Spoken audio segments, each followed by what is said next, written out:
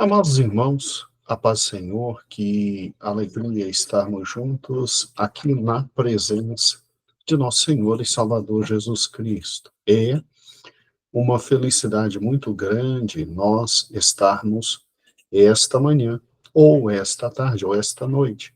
Eu não sei o horário que você está assistindo, e exatamente este nosso querido estudo bíblico diário. Mas eu venho aqui para agradecer a toda a Igreja do Valparaíso pelo trabalho espetacular que fizeram no tocante ao nosso querido livro de Segundo Crônicas. São duas igrejas que trabalharam muito bem, fora todas as outras que trabalharam em todos os livros, né? Você tem a igreja da Cidade Ocidental trabalhando em Primeiro Crônicas, você tem a igreja do Valparaíso trabalhando em Segundo Crônicas, e que trabalho maravilhoso. É uma pena, né, que o livro de Segundo Crônicas termine de forma tão dolorosa, né, com a casa do Senhor destruída, Israel indo para o exílio babilônico, isso exatamente depois de ter sido avisado que com o Senhor não se brinca, porque Samaria também tinha caído, então Israel Norte cai no ano 722 e no ano 586 cai Israel Sul, também chamado de Judá. E dói no coração quando a gente pensa, né, que Deus avisou, Deus falou, Deus disse, em primeiro lugar por Isaías, desde a época de Acás, Deus vem falando, depois por intermédio de Jeremias, Deus também falou de forma tão direta, tão objetiva. O último rei de Judá conversou particularmente com Jeremias, ouviu a voz de Jeremias, mas infelizmente, uma coisa é ouvir, outra coisa é cumprir a voz de Deus. E nós estamos agora aqui porque, pelo correto, era para já entrar no livro de Esdras, depois Neemias, depois Esther, não é? Seguindo a sequência bíblica. Só que antes de entrar em Esdras, Neemias e Esther, que são livros que falam do retorno do cativeiro, nós temos que entender o que foi o cativeiro. Nós temos que entender o que foi o sofrimento daquele povo que ficou, bem como as grandes dificuldades do povo que foi para o exílio. Então, vai demorar um pouquinho para a gente entrar no livro de Esdras, no livro de Neemias e, obviamente, no livro de Esther, tá bom? Vai demorar um pouquinho, mas você vai entender o motivo pelo qual estamos fazendo isso.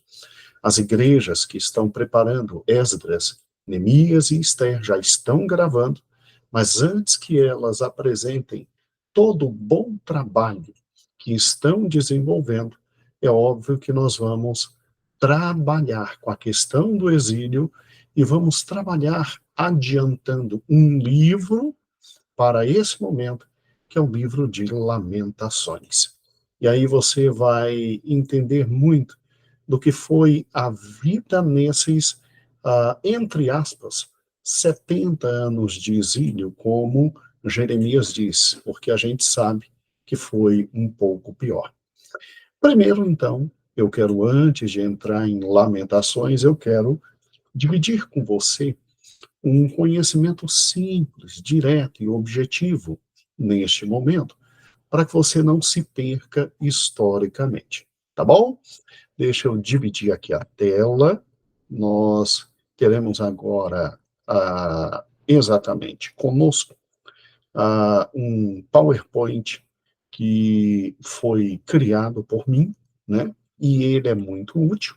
Vamos agora ao PowerPoint e vamos, obviamente, dividir com você tudo aquilo que estamos fazendo agora. Bem, vamos lá. Nós estamos estudando o Velho Testamento. E você sabe perfeitamente que o Velho Testamento é essa coleção de 39 livros, divididos da seguinte forma. Em primeiro lugar, as leis de Moisés, ou chamado Torá, com Gênesis, Êxodo, Levítico, Números e Deuteronômio. Depois começam os livros históricos, com Josué, Juízes e Ruth, primeiro e segundo Samuel, primeiro e segundo Reis, primeiro e segundo Crônicas. A gente sempre fala no masculino, porque são livros. Se fosse no Novo Testamento, era feminino, porque é carta. Aqui não. Aqui é livro, é primeiro. E, obviamente, os livros posteriores ao exílio, Esdras, Neemias e Esté. Depois vêm os livros de poesia, Jó, Salmos, Provérbios, Eclesiastes e Cantares. E, finalmente, os livros proféticos, né? Os 12 profetas menores e os 4 profetas maiores, tá bom? E é muito interessante que isso não tem nada a ver com ser maior ou ser menor, porque é mais importante ou menos importante. Isso tem a ver com o número de capítulos. Isaías tem mais de 50 capítulos, né? Já, por exemplo, Daniel tem só 12 capítulos, né? 12 ou 13.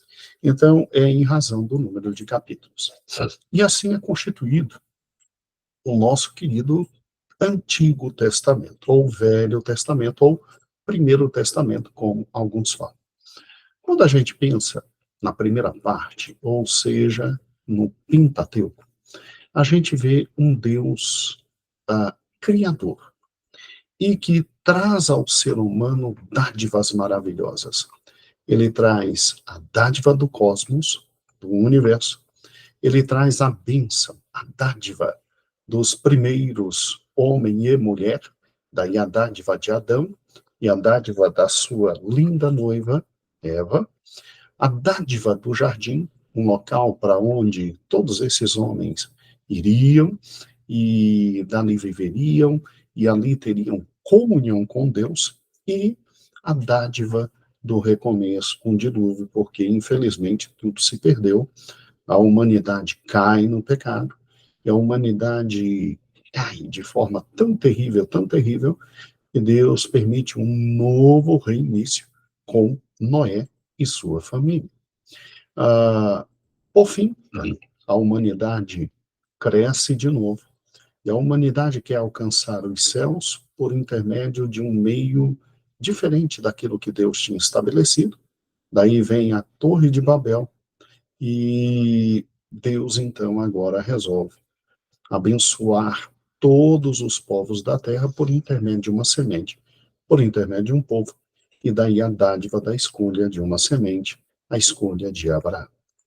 Quando a gente entende, então, Gênesis, a gente vê que tudo estava indo muito bem, de vez em quando caía, e tudo ia bem de novo, de vez em quando caía, e que, infelizmente, esta semente de Abraão acaba como prisioneira, acaba como escrava de um outro povo chamado os egípcios. Aí em Êxodo você tem aquilo que nós chamamos de o Deus libertador. Deus se apresenta como libertador, e como libertador ele traz a grande bênção da libertação. Todos nós conhecemos a história dos 10 grandes atos de Deus contra os egípcios, as 10 pragas, a grande libertação e o grande homem Moisés. Daí o livro de Êxodo. Libertado o povo, né? Deus vem por intermédio do seu grande legislador Moisés e traz a dádiva da lei, ou seja, o que nós chamamos de antiga aliança, e isso está no livro de Levítico. Aquele povo ia sair, precisava de um conjunto de normas para saber viver em sociedade. Feito isso, Deus nos traz a dádiva da liturgia, porque Deus resolve habitar no meio do seu povo. Daí o querido livro de Levítico e Números. E, por fim, como uma nova geração tinha surgido, porque a antiga geração não acreditou que Deus poderia colocá-los na terra, libertando-os, aí Deus traz a dádiva da renovação da aliança para aquela nova geração que cresceu no deserto, e daí o querido livro de Deuteronômio. Visto isso, o Senhor então agora vai colocar esse povo dentro da terra prometida. Então, Deus agora se apresenta como Deus que cumpre suas promessas e que coloca o povo na terra prometida e oferece a esse povo descanso para eles viverem. Daí, o nosso querido livro de Josué nos trazendo a dádiva da terra prometida. E, obviamente, o livro de Josué também nos trazendo a dádiva dos líderes militares. Josué morre, vem então os juízes. E os juízes eram líderes militares e líderes administrativos para que o povo pudesse viver de forma fantástica. Mas o povo clama, clama, clama, e aí Deus resolve abençoá-los com a bênção da monarquia, a bênção do rei e do reino, da centralização do poder, e por intermédio disso Deus desejava entregar ao povo todo uma série de graças e de misericórdias e de bênçãos. Daí é que vem, obviamente, os livros históricos. Os livros históricos começam aqui, ó, com Josué, tá vendo? Com Josué e o povo de Israel conquistando a terra e sendo distribuída a terra ao povo de Israel. Depois, obviamente, você tem o período da grande liberdade. Deus permite que seu povo viva em tribos, com liberdade, com vida própria, com autonomia, ampla e irrestrita democracia. Tá? Um dia eu explico por que estou falando isso agora, mas se você parar e pensar, o fato de você ter a possibilidade de viver com sua família, com seus vizinhos, literalmente, de forma livre, a ponto de tão somente obedecer a Deus, isso é a maravilhosa democracia, né? E aí Deus, durante os livros de Juízes e Ruth, nos traz a bênção dos juízes como homens e mulheres libertadores e usados por Deus para a grandiosidade da presença de Deus no meio deles. E aí o povo resolve pedir rei. Tá ótimo. Pediu um rei.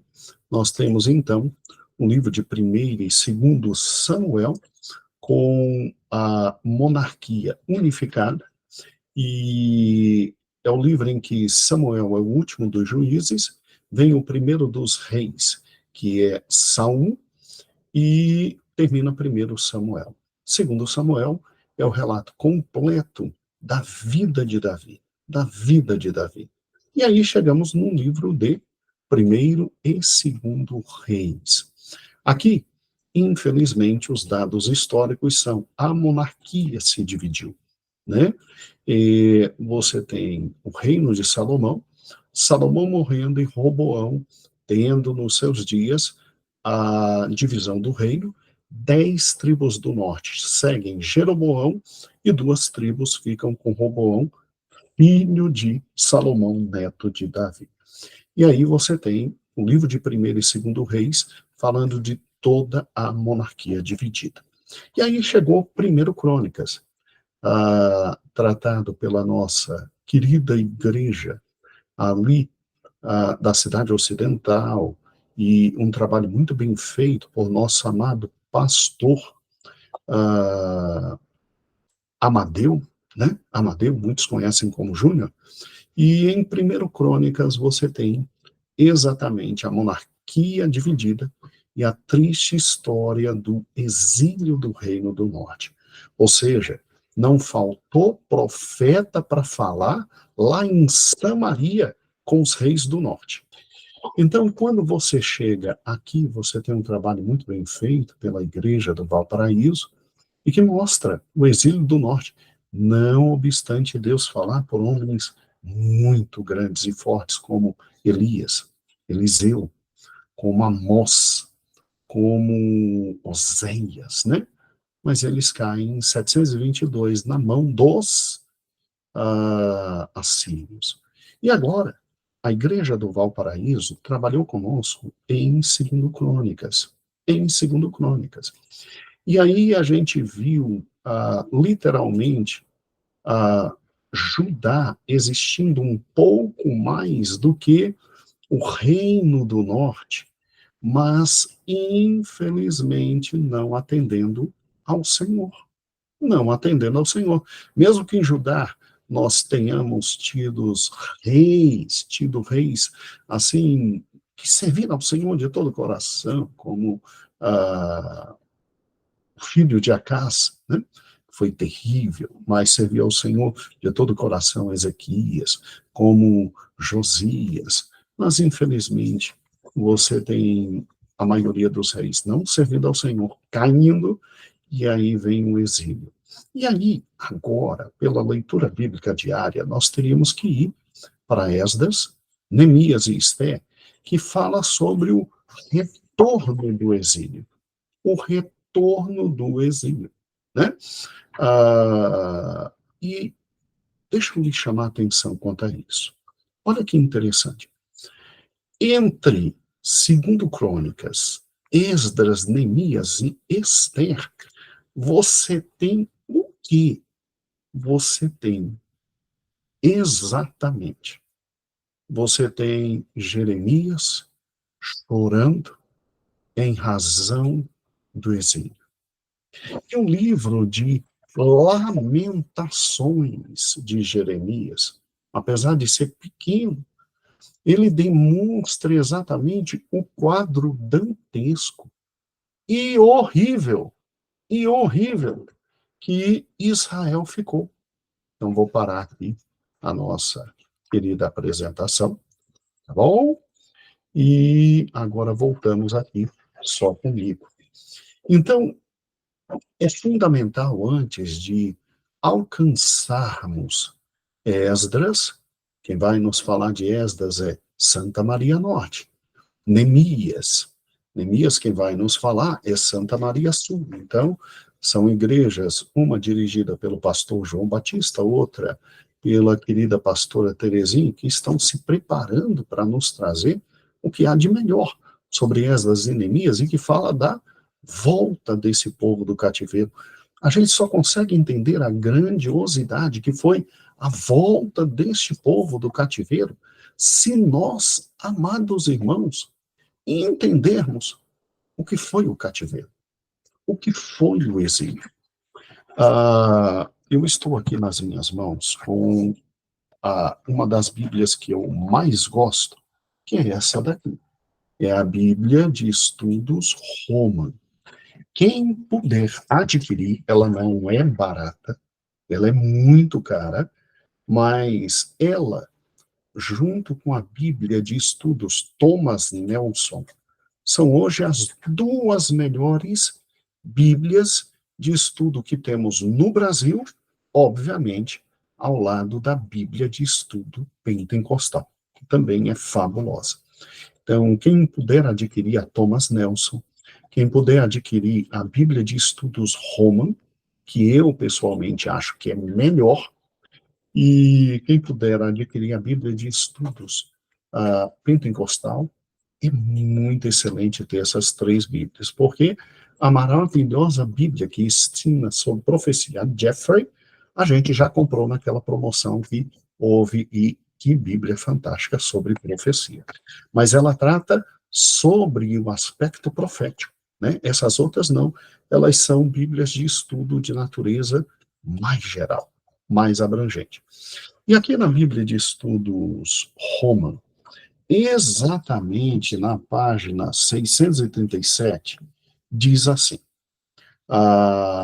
exílio é a remoção forçada da maior parte da população, especialmente das pessoas mais habilidosas e de classe superior, de sua pátria para outro país.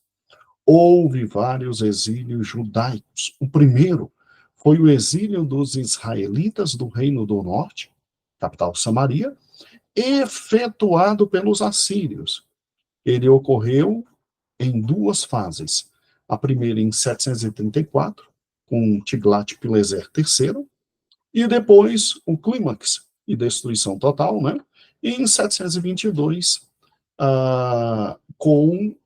sob Salmaneser, o sucessor de Sagão II, quando a cidade de Samaria foi destruída e o reino do norte deixou de existir. Tá bom? E depois você dá uma lida em 2 Reis 15, 29 e 2 Reis 17, 5 e 6, confirma exatamente isso.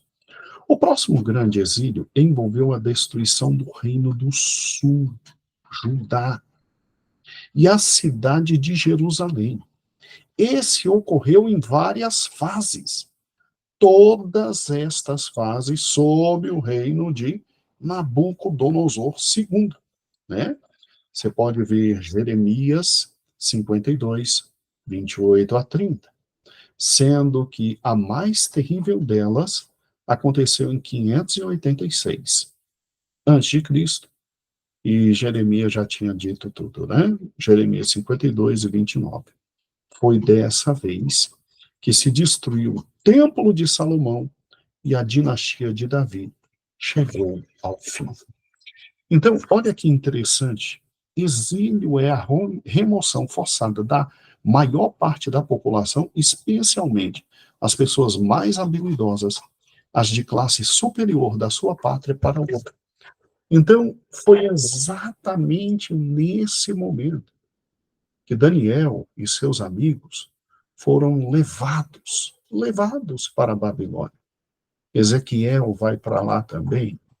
E, meu Deus do céu, Jeremias tinha avisado, Jeremias tinha dito, não era da vontade do Senhor que o seu povo caísse no exílio. Mas ninguém pode negar que quando em Deuteronômio, capítulo 29, o Senhor deixa bem claro ao seu povo que se ele o seguisse, os inimigos fugiriam por 7 caminhos diferentes, mas se eles deixassem o Senhor, os inimigos o alcançariam e eles, Israel, que seriam humilhados pelos 7 caminhos diferentes, isso está em Deuteronômio, principalmente aquela parte que a pastora Vera nos trouxe com muita clareza e muita didática, né? Deuteronômio 28, as bênçãos e maldições, e 28 e 29. Então, se cumpre a palavra de Deus. Se cumpre a palavra de Deus. Infelizmente, todos estavam absolutamente confiados de que o pacto de Deus com Davi era um pacto que envolvia o fato de que no trono sempre estaria um descendente de Davi, e aí os descendentes de Davi poderiam viver como quisessem viver, no pecado que pudessem viver, porque Deus não tinha prometido. Pois é, não é bem assim as coisas. Não é bem assim as coisas. Nós temos que entender que as alianças são compromissos sérios entre Deus e o seu povo. Deus e o seu povo. E agora nós vemos não só Samaria destruída e arrebentada, mas também Jerusalém destruída e arrebentada. E a pergunta que fica é: e agora? Como é que ficamos? Deus ainda vai agir com misericórdia? Suas promessas morreram? Suas promessas não vão se cumprir? Será que um novo descendente de Davi subirá ao trono?